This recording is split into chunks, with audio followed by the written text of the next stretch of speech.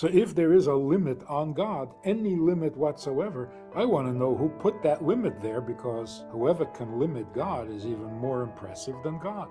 Kryptonite is more impressive than Superman.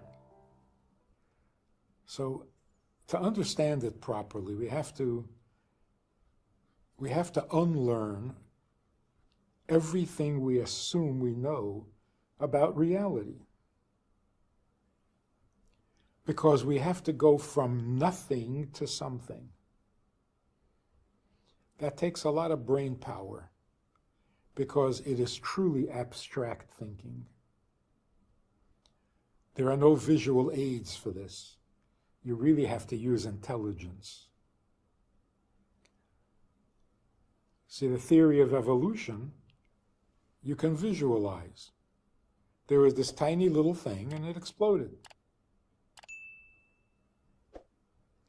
That's not abstract. So here's how the picture should look. What does it mean that God is infinite? It doesn't mean that he's very big. Big is itself a finite description.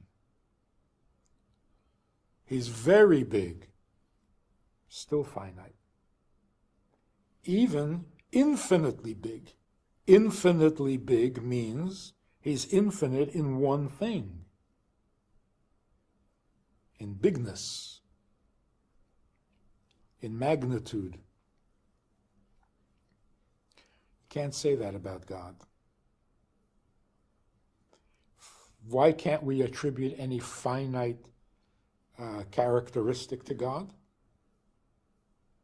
Because all limitation, any finiteness, is imposed. A stronger force can impose a limit on a weaker force. Something big can make something small feel small. But if God is God, the original being, then there was no force that could limit or place finite conditions on the Creator. So no limit can be attributed to the original being, because that would imply that there was a stronger original being, and we really should be talking about that, not about this. So if there is a limit on God, any limit whatsoever, I want to know who put that limit there, because whoever can limit God is even more impressive than God. Kryptonite is more impressive than Superman. So we're starting off with a being that has no limits whatsoever. And that's why you cannot say that he is a body. You can't say he has eyes or ears or hands or feet. True enough. But now let's turn it around. If God is truly without limit, and if you cannot place any limits on him, then how can you say he does not have eyes or a mouth or hands? Who would prevent him from having eyes? Who would prevent him from having a mouth? So how do we make sense of this? If he is truly infinite, then he is not physical and he doesn't have a mouth.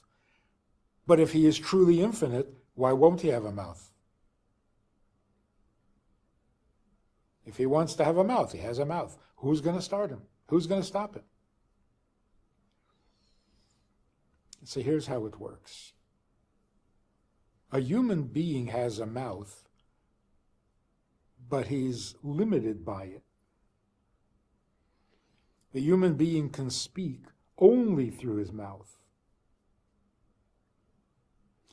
And he did not invent his own mouth. He didn't choose to have a mouth, and he can't not have a mouth. when we speak about God's mouth, God's speech, God said, "Let there be light," we're not talking about a mouth that he is limited by, or a mouth that dictates how he speaks and what it sounds like and so on. The opposite. It is because he is missing nothing, he has a mouth too. But that's because he's limitless, not because he's limited to a mouth or ears or eyes. So when we say God is not finite and God is not a body, we mean he's not limited by it. There's no body that dictates God's behavior. God dictates his own behavior, and if he wants to behave by using a mouth, he uses a mouth. So God does have a mouth, but not like ours. Which one is more real? His. So, how did the world begin?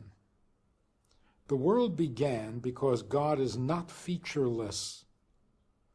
God is all-inclusive. And that's news. That's revelation. God had to come down to Mount Sinai and give us the Torah to tell us that he is not what we think he is. Because we think he's featureless. We think he is indescribable, unknowable, and so on, and therefore not much to speak about. So God comes and gives us his Torah. And in the Torah, he tells us all about himself. And he is not featureless. He prefers certain animals because they are acceptable to him as food for the human being, and other animals are not. The laws of kashrut. To him, certain days are holier than other days in his creation. And so you have Shabbat,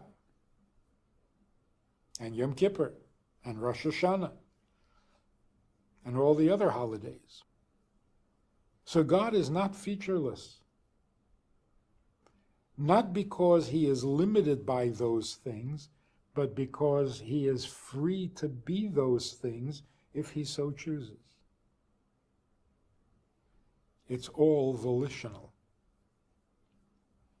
So what is it that made God create the world? What is it that made God create the world? There was no it. What about the world was so appealing that God wanted to create it? Absolutely nothing. There was no world to be appealing. There was nothing. There was only him. Therefore, his motivation for creating the world has to be himself, because that's all there was. He himself motivated himself to create the world. Internal combustion. The best word that we can find to describe this is desire, passion.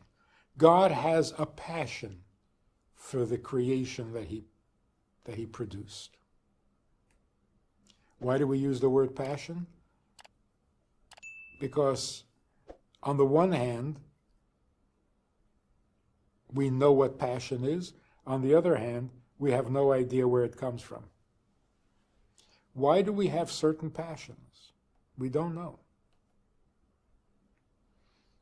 Not that we can't figure it out. There is no why to a passion. Meaning, passion is essentially you. Not something you acquire, not something you learn, not something you inherit. So it's neither nature or nurture. It is essential to the person, to the being. And so when we want to say what motivated God to create the world, What we're trying to say is he motivated himself. Not the world appealed to him. He desires the world. There's something about him that makes the world exist, not something about the world that makes it exist. If you enjoyed this conversation or this topic, and you're looking for more information, or you want to hear it again from another angle, there's a way to do that. And that is in this book. It's all there. Order it from Amazon. You can read it, reread it, and share it. We have a Sunday night program for VIPs that you might be interested in. It's informal. It's questions and answers. It's conversation. It's really relaxed. It's really pleasant, enjoyable, informative, and kind of community-like. It's a Sunday night program. There's a Wednesday morning program for the VIPs, and there's a Wednesday night program. All of it just conversation, casual, laid back, unscripted. So join us. Take a look. Click the link below and see which of the three suits you best, and join us for some enjoyable conversation.